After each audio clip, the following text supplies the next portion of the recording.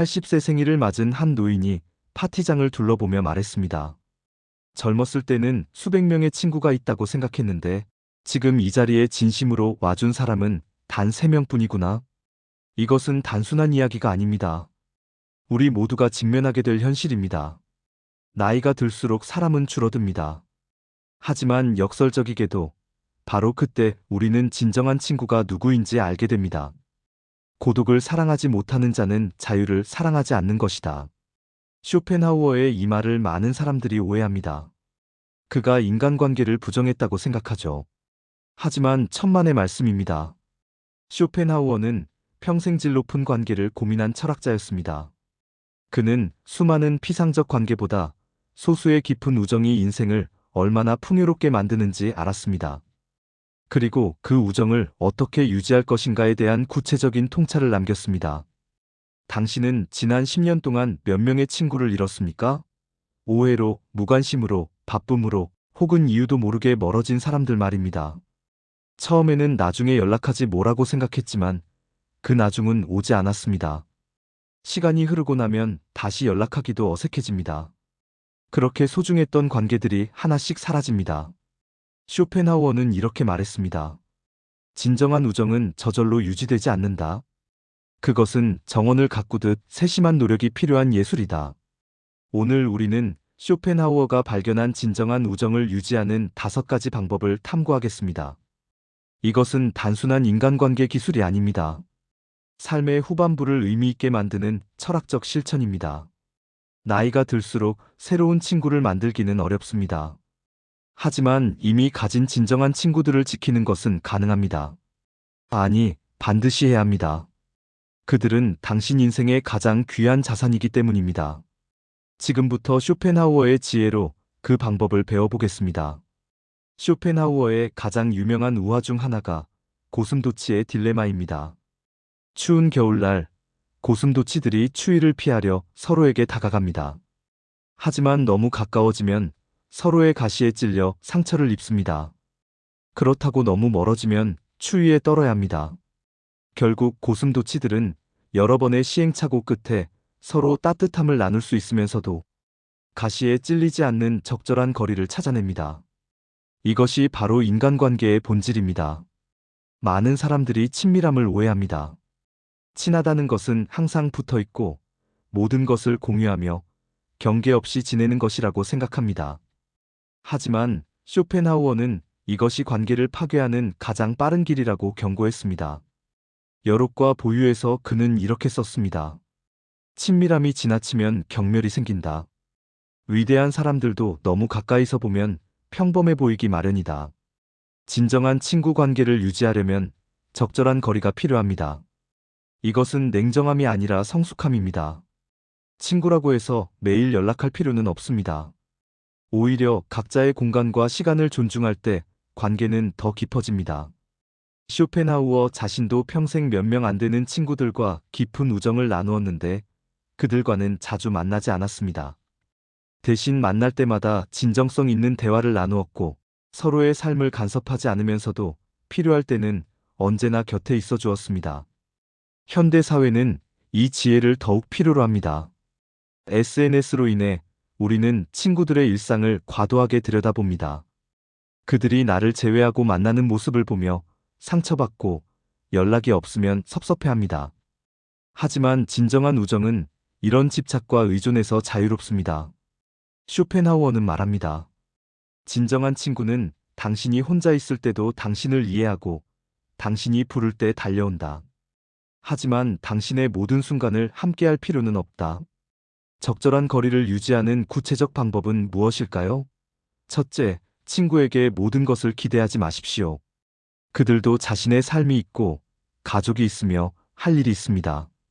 둘째, 프라이버시를 존중하십시오. 친구라고 해서 모든 것을 알 권리는 없습니다. 셋째, 정기적이지만 부담스럽지 않은 연락을 유지하십시오. 한 달에 한 번, 계절이 바뀔 때, 특별한 날에 진심 어린 한마디면 충분합니다. 쇼펜하우어의 지혜는 명확합니다. 거리는 소원함이 아니라 존중이다. 쇼펜하우어는 인생론에서 이렇게 썼습니다. 진실은 때로 잔인할 수 있고 거짓 친절은 더 잔인할 수 있다. 이 문장은 우정의 가장 어려운 부분을 담고 있습니다. 진정한 친구에게 어디까지 솔직해야 할까요? 그리고 그 솔직함을 어떻게 표현해야 할까요? 많은 관계가 두 가지 극단에서 무너집니다. 하나는 지나친 솔직함입니다. 난 네 친구니까 솔직하게 말하는 거야 라는 명목으로 상대방에게 상처를 주는 사람들이 있습니다. 그들은 친구의 약점, 실수, 외모, 선택 등에 대해 거침없이 비판합니다. 하지만 쇼펜하우어는 이것을 친구의 자격이 없는 행동이라고 보았습니다. 진실을 말하되 그것이 상대방을 파괴하는 방식이어서는 안 된다는 것이 그의 입장입니다. 반대 극단은 지나친 아첨과 거짓 동의입니다. 친구가 명백히 잘못된 길을 가는데도 네가 하는 일은 다 옳아라고만 말하는 것입니다. 이것은 진정한 우정이 아니라 비겁함입니다.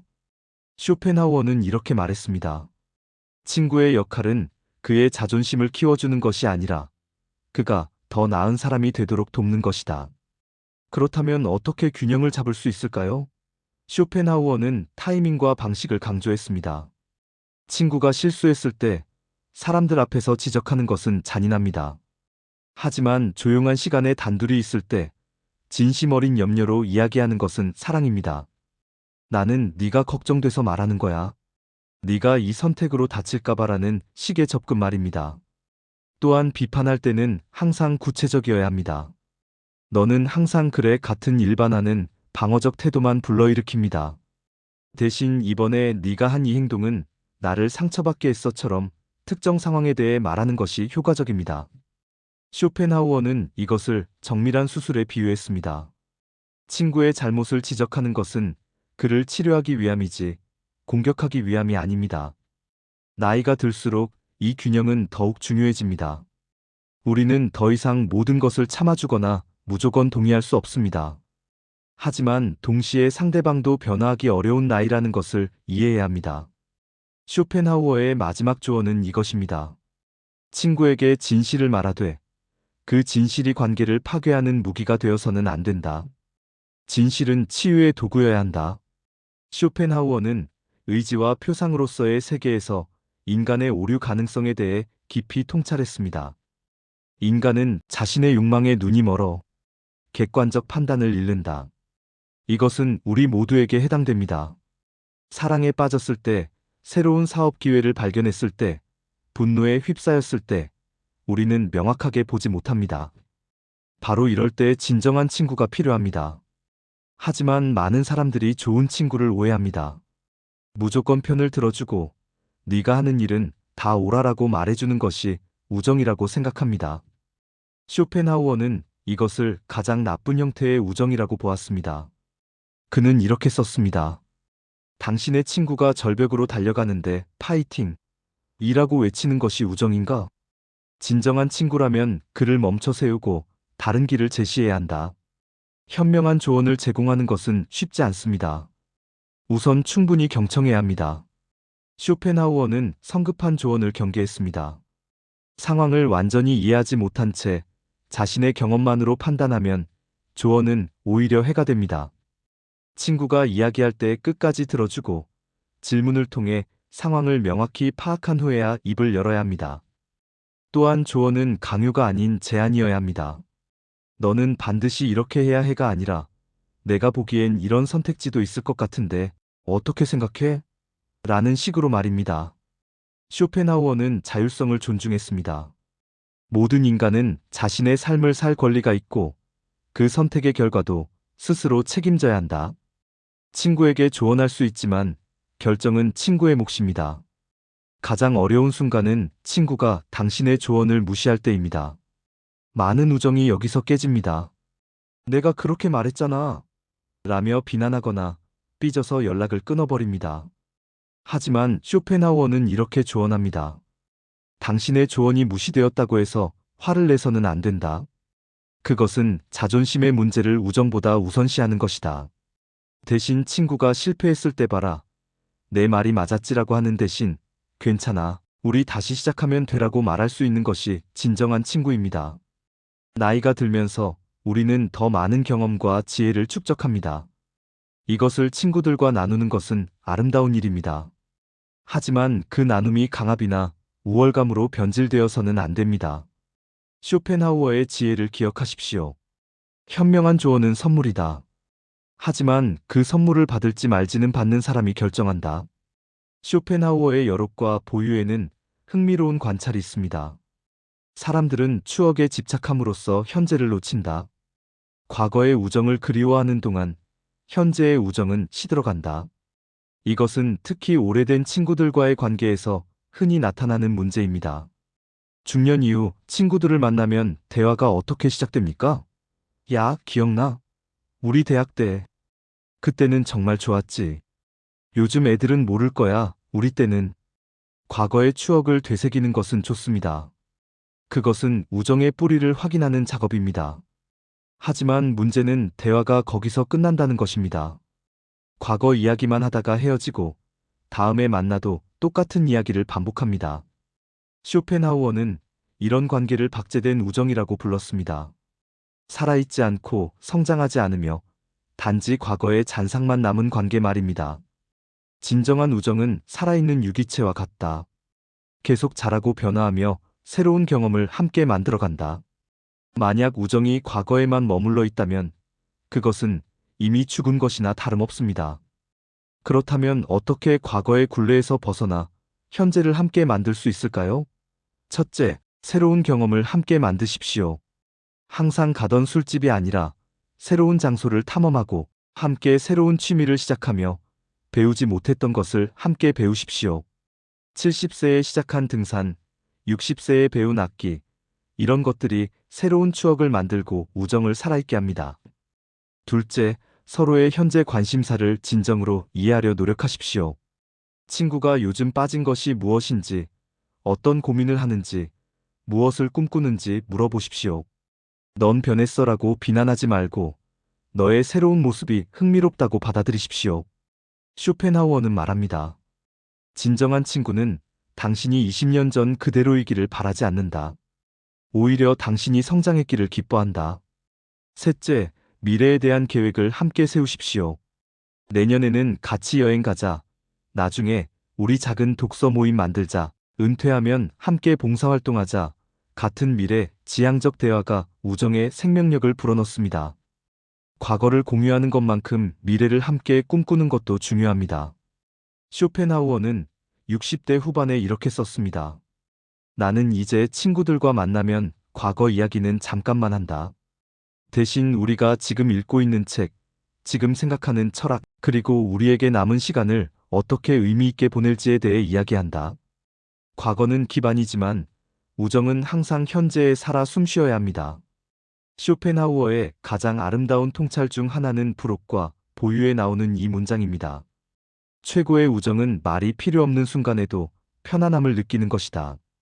많은 사람들이 관계를 유지하려면 끊임없이 무언가를 해야 한다고 생각합니다. 대화를 이어가야 하고 활동을 함께 해야 하며 침묵은 어색함의 신호라고 여깁니다. 하지만 진정한 우정의 깊이는 오히려 침묵에서 드러납니다. 함께 있으면서도 각자 책을 읽을 수 있고 말없이 산책을 할 수 있으며 같은 공간에 있는 것만으로도 위안을 받는 관계. 이것이 쇼펜하우어가 말한 성숙한 우정입니다. 진정한 친구와는 침묵도 대화가 된다. 현대 사회는 이런 침묵을 허용하지 않습니다. 모임에서 잠깐 침묵이 흐르면 누군가 급히 화제를 꺼내고 전화통화도 끊임없이 무언가를 말해야 합니다. 하지만 이런 강박은 관계를 피곤하게 만듭니다. 쇼펜하우어는 이렇게 지적합니다. 끊임없이 말해야 한다는 강박은 진정한 친밀함의 부재를 드러낸다. 침묵을 함께 나눌 수 있는 관계를 만들려면 어떻게 해야 할까요? 첫째, 침묵을 불편해하지 마십시오. 대화가 끊겼다고 해서 급히 무언가를 말하려 하지 말고 그 고요함을 즐기십시오. 진정한 친구라면 그 침묵이 어색하지 않다는 것을 알게 될 것입니다.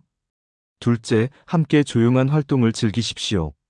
미술관을 함께 가거나 같은 공간에서 각자 독서를 하거나 자연 속을 말없이 걷는 것. 이런 활동들은 말하지 않아도 함께 있음을 느끼게 합니다. 쇼펜하우어는 자주 친구들과 함께 공원을 산책했는데 때로는 1시간 내내 한마디도 하지 않았다고 합니다. 하지만 그들은 그 침묵 속에서 깊은 연결감을 느꼈습니다. 셋째, 언어로 표현할 수 없는 것들을 존중하십시오. 때로는 친구의 고통이나 기쁨을 말로 표현할 필요가 없습니다. 그저 옆에 있어주는 것, 손을 잡아주는 것, 함께 침묵 속에 있는 것만으로도 충분합니다. 쇼펜하우어는 이렇게 말했습니다. 가장 깊은 위로는 말이 아니라 존재에서 나온다. 나이가 들수록 우리는 말의 한계를 깨닫습니다. 모든 것을 설명할 수 없고 모든 감정을 표현할 수 없으며 때로는 침묵이 가장 완벽한 소통입니다. 진정한 친구는 당신이 말하지 않아도 이해하고 당신이 침묵할 때 함께 침묵할 수 있는 사람입니다. 쇼펜하우어의 마지막 가르침은 이것입니다. 최고의 우정은 소음이 아니라 고요 속에서 완성된다. 우리는 지금까지 쇼펜하우어가 가르쳐준 진정한 우정을 유지하는 5가지 방법을 살펴보았습니다.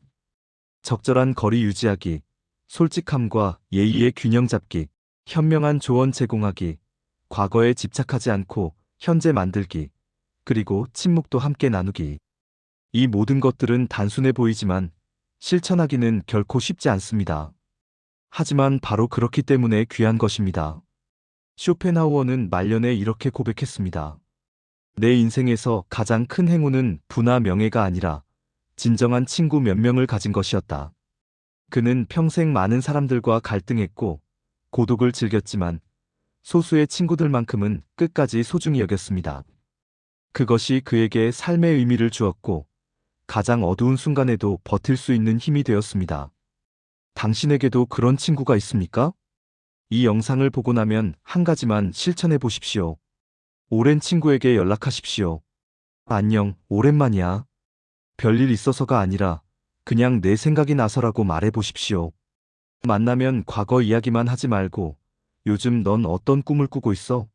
라고 물어보십시오. 그리고 때로는 말없이 함께 걷는 시간을 가져보십시오. 작은 실천 하나가 우정을 다시 살아나게 만들 수 있습니다.